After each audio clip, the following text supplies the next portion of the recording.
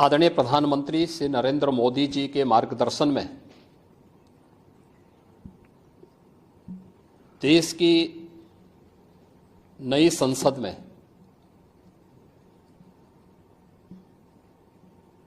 माननीय वित्त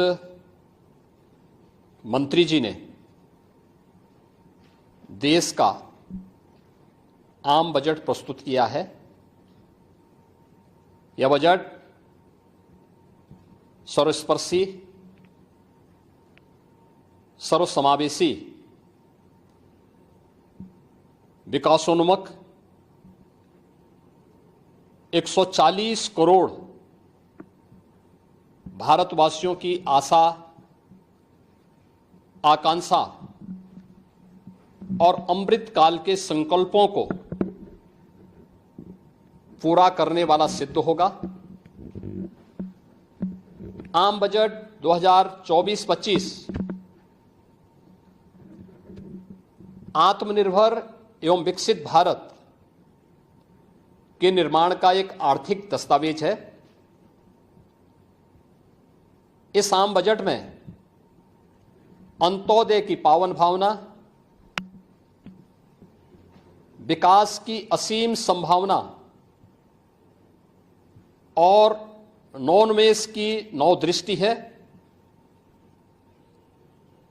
इस आम बजट में अन्नदाता किसानों की समृद्धि के लिए 1,52,000 करोड़ रुपए, कृषि और सहायक सेक्टर के लिए, महिला सशक्तिकरण के लिए 3 लाख करोड़ रुपए से अधिक का प्रावधान किया गया है। स्वाभाविक रूप से आधी आबादी, देश के सबसे बड़े राज्य उत्तर प्रदेश की आधी आबादी इससे सर्वाधिक लाभान्वित होने वाली है, और खासतौर पर तब जब उत्तर प्रदेश 2020 से ही मिशन शक्ति के कार्यक्रम को प्रभावी ढंग से यहां पर जमीनी धरातल पर उतार रहा है। सर्वाधिक अन्नदाता किसान उत्तर प्रदेश के अंदर निवास कर रहा है। उन अन्नदाता किसानों की समृद्धि में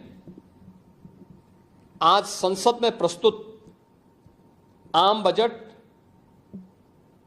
बड़ी भूमिका का निर्वहन करने वाला है। युवाओं के लिए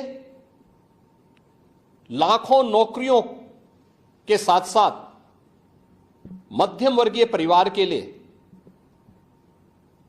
प्रत्यक्ष कर यानी इनकम टैक्स में जो नए टैक्स स्लैब की घोषणा हुई है, ये सभी अभिनंदनीय है, स्वागत योग्य है। इस पूरे बजट को अगर मैं कह सकता हूं कि यह बजट भारत को $5 ट्रिलियन की इकोनॉमी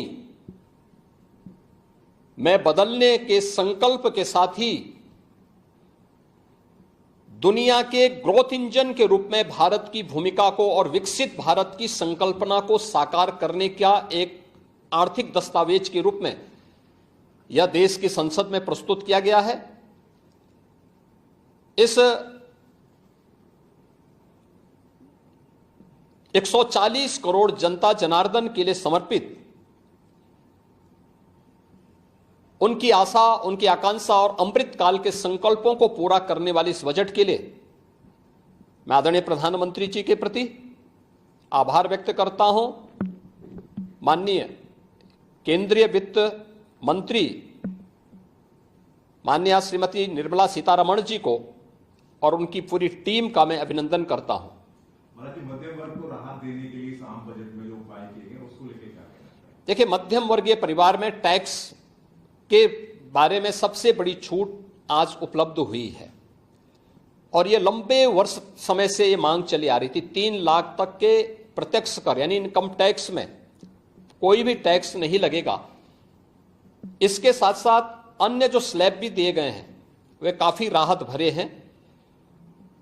अलग अलग सेक्टर के लिए जो प्रावधान किए गए हैं, गांव के लिए, गरीब के लिए, किसान के लिए, नौजवान के लिए, एमएसएमई सेक्टर के लिए, ये लाखों नौकरियों को क्रिएट इससे होगा। इंडस्ट्री के लिए जो प्रावधान किए गए हैं मुझे लगता है ये सभी स्वागत योग्य हैं और नौजवानों के लिए, समाज के हर तबके के लिए, महिला सशक्तिकरण के लिए, अन्नदाता किसानों के लिए, सभी तबके के लिए जो कुछ भी प्रावधान इसमें किया गया है, मैं कह सकता हूं कि यह राम राज्य की अवधारणा को साकार करने वाला एक सर्वस्पर्शी, सर्वसमावेशी और विकासोन्मुख बजट के रूप में यह मोदी 3 का यह पहला बजट जाना जाएगा।